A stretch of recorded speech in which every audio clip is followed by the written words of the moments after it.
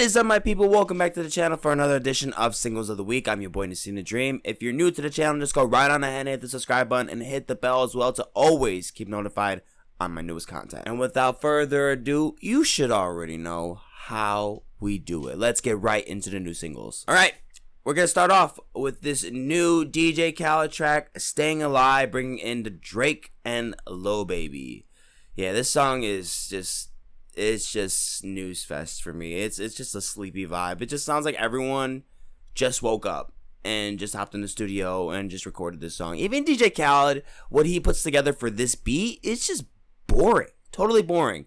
Just Drake, okay, I'll give it to Drake. He sort of had my attention during the song on his chorus, on his hooks, but I really feel like something more could have really been done on here. A lot more effort could have been put together on this track, but it just wasn't. So yeah, it's a no for me. Then we got some more new tracks from WILLOW. This track is called Hover Like a Goddess, and I'm getting pretty heavy LA Devotee by Panic at the Disco vibes in this song, but shockingly, I think this might be the first WILLOW track I actually thought was nice. Like, I mean, there is a section open to some melodic freestyling that I actually thought was pretty good. I was actually very, very surprised. I'm not swept on my feet or anything, but you know, because there's a little bit of that simplicity still that washes away a little bit of the authenticity. Just a little bit, though. It's nothing crazy. But this is certainly an improvement. I'm going to say that. I'm going to give that to WILLOW. I am very, very shocked with this. So I'm going to go ahead and give it the green. Then we have one of the first things that's pretty new for me personally. I thought it was worth talking about. This is called TARAF, and it is by rapper Quelle, Chris, whom I'm already familiar with. And then this UK rap group called Group. Yeah. So when examining their styles and their skills, I think there's definitely something brewing with these guys. Like, there's certainly potential here. I would have preferred maybe a better beat with this song in particular, just because this loop on this kind of abstract hip hop is just a bit tedious for me. It's not really that creative at all, if you're gonna ask me personally. But overall, it's like I said, it just, I don't know. I could see Group pulling off some kind of trick in the future, like pulling something out of their sleeve, but we'll see. We'll see. Next up is MXMTOON out with the track Kaleidoscope. This is a little bit of a bonus track from her latest LP Rising, which I still gotta get to. Hopefully I get to play that soon, but we'll get to that eventually for sure. For this track though, I thought she nailed it for sure. It's a pretty lush dream pop, bedroom pop views. I'm really digging a lot of the melodics on here. They really feel so gentle, so soft in the chorus. It's super sweet, and it's greatly mixed and wonderfully well executed. She's doing great things, and I'm here for it. Then there's this exciting team up with Olivia O'Brien and FLETCHER on the song Bitch Back. So the first verse comes off a bit weak. I really didn't feel like Olivia O'Brien felt like she was that present on here. It kind of just sounds like another track that she hopped on with her name stamped on it. And other than that, like, I felt like the chorus was strong at moments, but I really don't feel like there was any chemistry between her and FLETCHER. I mean, they're like in the same ball game and the same field when it comes to their styles of pop, but I really don't see them blending so well and really just, like, you know, lifting each other up on these tracks, like, sonically. But I don't know. I mean, like, it's cool. I mean, it's a little fun track of them getting together, you know. The names are exciting to be stamped on there. I'm sure fans that are deeply interested into FLETCHER and Olivia O'Brien will really dig this song. So, I mean, for me, it's that. Next up, we have the return of Benny Blanco on the song Bad Decisions with BTS and Snoop Dogg himself. Okay, so I know this is gonna sound harsh, but I really thought this track is just overrated. Totally forgettable. Like, very, very forgettable. I really thought the Snoop feature was just pointless. It is pointless to have on here. Like, it really felt unnecessary. Total clickbait, if you're gonna ask me. Like, I don't know. I think it's gonna reach high numbers, of course, just because these fan bases are freaking ginormous.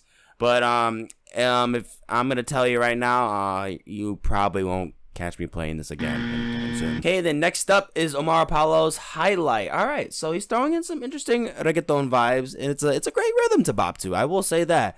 I felt like some of the autotune was a bit much at times, but honestly, I did vibe with this one. Omar sounds very good embracing his Latin roots on this. I think it's a great addition to what he's been doing. I think you should check it out. It's full track. Next, we got KAYTRANDA and Anderson .Paak out on Twin Flame. So we heard this team up before, and I'll say they did a great job again. KAYTRANDA constructs a greatly mixed dance soul track, while Anderson brings in some great contributions with some of the rap verses and soulful melodies on the choruses. It's a great addition. I had a great time with it. Then we got the Killers dropping a new one for us this week too. The title is called Boy.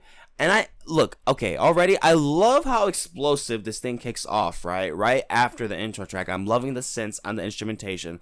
All together on the chorus, everything just sounds so full in their dynamics, because this mix is absolutely amazing. The full clarity encompassed on the entire track is so great. I will say though, I felt like the ending could have been a little bit more epic or bigger, or just like, I don't know, like, I wish it would have felt a little bit more cinematic, but it kind of just felt like wrap it up, boom, next kind of thing. Almost like a little bit of a rush wrap. Like, because I felt like everything inside the contents was good. I just felt like it would have been nice to have, like, a good coating on there, good label, I guess. But I don't know if that makes sense. But yeah, other than that, it's still good. I like it. Next is this new single from pop sensation Carly Rae Jepsen. Super underrated pop singer. Super underrated. Like, okay, but besides that, she's now delivering her first single for her upcoming LP, and I cannot wait to hear that. But the title of this song is Beach House, and she's already off on a great start. This is such an infectious pop tune with help on the vocals from whom I believe might be Alex Hope, which is whom produced this track. But again, there is just so much clarity onto the mix. It's a superb mix. Everything pops with such definition. It's super sharp. Very impressive. I am very excited for this LP. And then next is this third single released from Slipknot's upcoming album, and this song is called Yang. Okay, so I really thought this song was just dragged on a bit too long. It just felt like it was just beating around the bush too much. I haven't checked the track list if it's already released, but I'm assuming this might be the intro, and if so, okay, I'll let it slide. If it's not the intro, I really feel like this is going to be a downer at a certain point in the track list, like especially if there's a great song before or even after. Like, it might just not be a great transition, but I don't know. I want to keep my hopes up. I'm really hoping that I really like the LP when it first comes out, and, with all the tracks in there. I really thought everything else that came out so far was pretty much mild. I haven't really had any major problems, but yeah, I'm not really that impressed so far. So far, most of these things are a bust. But yeah, I'm gonna have to say this one is kind of a bust at the moment, but we'll see how I feel about it in contrast with the full play. And then we got Australian indie rock band The Last Dinosaurs are out with this new one, and it's called Auto-Sabotage. It's a pretty chill indie track. I've been really digging this band of late. I got to see them at Lala. That was the very first set I got to see of the entire weekend. I had a really good time out there. I'm not sure if they played this song, to be honest with you. I don't completely remember them announcing that they were playing a new song. Other than that, I think it's pretty good. There is some very catchy moments on the melodics on here. I like the really cool and slick guitars. Plain and simple, I just enjoyed it. I thought it was cool. I like the track. Then here's something brand new for me as well. This is R&B singer Black Party. That's the name of the artist, and the name of the song is I Love You More Than You Know, featuring the award-winning Donald Glover himself, Childish Gambino. So that's what really caught my attention, and I'm pretty sure that's the reason why I was on my radar. So this song came out with the full record that was actually released, I believe, this week or last week. But it's the closer to the album, so that kind of plays into how I feel about this song. So getting into that, I really feel like the instrumental is just kind of boring in the most plain way of me explaining it. I really don't think that Black Party stands out to me that much. Like, this is the first song I've heard for him, so like maybe I should go check out some other songs that are maybe recommended by fans, but I don't know, because Gambino is mainly on here for the harmonization, so he doesn't play a huge role in there. Like, he's just in there just for some harmony layers, which, I mean, I don't have a problem with it. It could have worked, but I don't know, man. I really feel like Black Party needed to come up with a way heavier strong hand, because there's just a big lack of creativity onto this instrumentation. Like, there's nothing really bold popping out for me on here. And I really was hoping for that opportunity, but I don't see it so far. But I'm going to try to dig deeper. But for now, I really wouldn't say I'm a fan of this song. Then there's some new music from Planning to Rock in response to the reverse of Roe vs. Wade. Get Your Fucking Laws Off My Body is the title. So the sentiment, you know, that's gonna be whatever. I mean, that's very subjective into music, whether I disagree with it or not. But I just wish this song had way more put into it.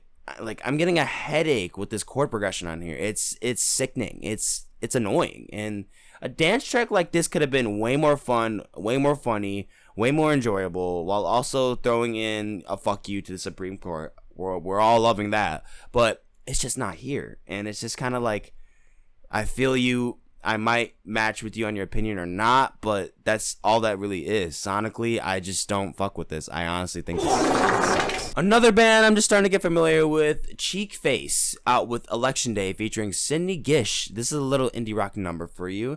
And, you know, I guess they're described as a, like, talk band, and pretty much sounds how it is, like, if you get what I mean. Like, pretty much like their lyricism doesn't really involve anything poetic. It's pretty much to the point of what they're trying to put out there.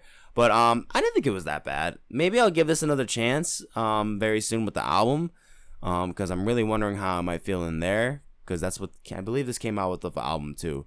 But yeah, overall I think the song's okay. I love Sidney on there. I think she added a lot of complimentary elements to the track for sure. But yeah, we'll see. And then we got some ethereal screamo. Yeah, you heard me right there, buddy. It's from Banshee. This song is called Possess Me. Listen, dude, this song is sick. It's sick. Like, when she layers her screams out on this outworldish melody, it is such an amazing blend of the layerment with like sweet and hot. It's so fucking heavy. Like, the synthetics on the beat are creative to the dance rhythms on here. Nothing complicated either on here. The structure is pretty simple, you know what I mean? But it's great. I'm loving this one. You should check it out, unless you're chicken. Then we got Slander back with another one with Dylan Matthew. This one is called Replay. I'm liking Dylan Matthew a lot in the instrumental. Slander chose wisely for sure for that reason, though I do spot some issues with the mix onto the vocals on some segments of the track. And, you know, if I'm gonna add that, it's typical EDM writing when it comes to future bass. I mean, a lot of the stuff is the same, but, you know, a lot of it could still be good. A lot of it could still be good. But I really think it's just a lot of hype. It's not bad hype though. Like, I think it really knows how to absorb the buildups very, very well and letting it explode into the drop. Like, it does have a lot of power there. It demonstrates a lot of power into the production. So I just wish maybe there was something different with the layering, maybe a little bit of a twist with some of the sound design. I don't really know, but honestly, overall, I think it's decent. Next up is some more Chai going solo on My Dream. This is another bop, bro. She is just floating on the song. She's levitating. It is just a great indie pop, J-pop blend. I love the way the strumming switches up with the rhythms to the chord progressions. It is just so gritty. It's so smooth. You know, they're thick down strums. It's great. I'm digging it a lot. You should definitely check it out. And then I'm gonna give you another banger. This is some house music. Joel Corry and Becky Hill bring us the song History. This song is so awesome. It is crazy how polished this track is. Like, the production couldn't be any better. It's a perfect gloss finish. Becky is just amazing start to finish, like, hands down flawless. Like, the moment those plucks hit in the beginning of the song, bro, I felt the richness into the production. I knew this was just gonna be so sharp all the way through to the core. And wow, it is a banger.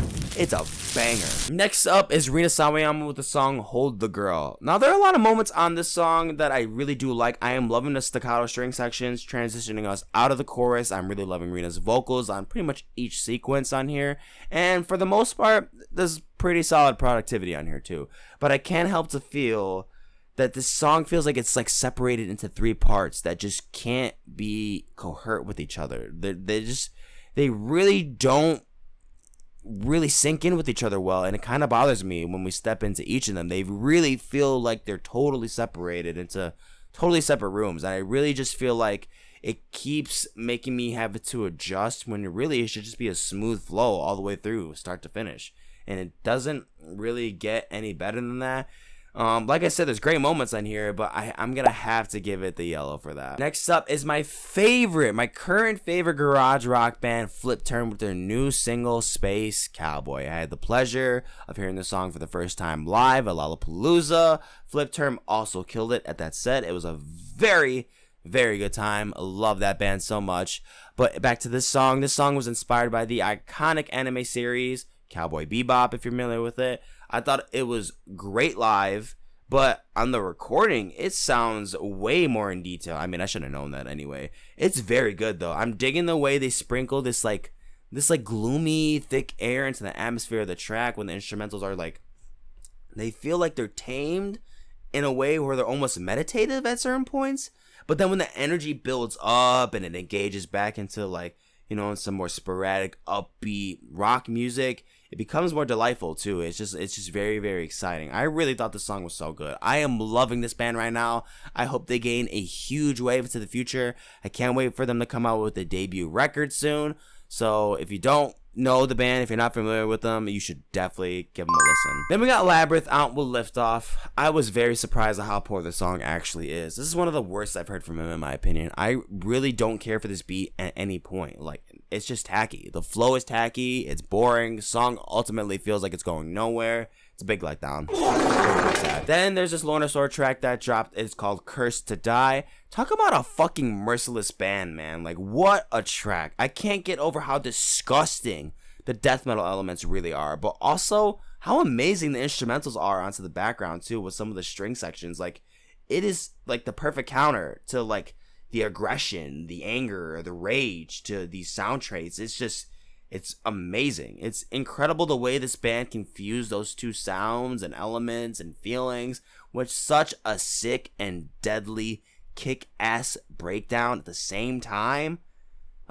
Great. This song's amazing. I just can't wait for more from the band. And then we are going to conclude this week's Singles of the Week with the song Happiness by the 1975. I just dropped this reaction very shortly today, so if you haven't checked it out, you should definitely go check it out, where I get my full breakdown and how I feel about the song.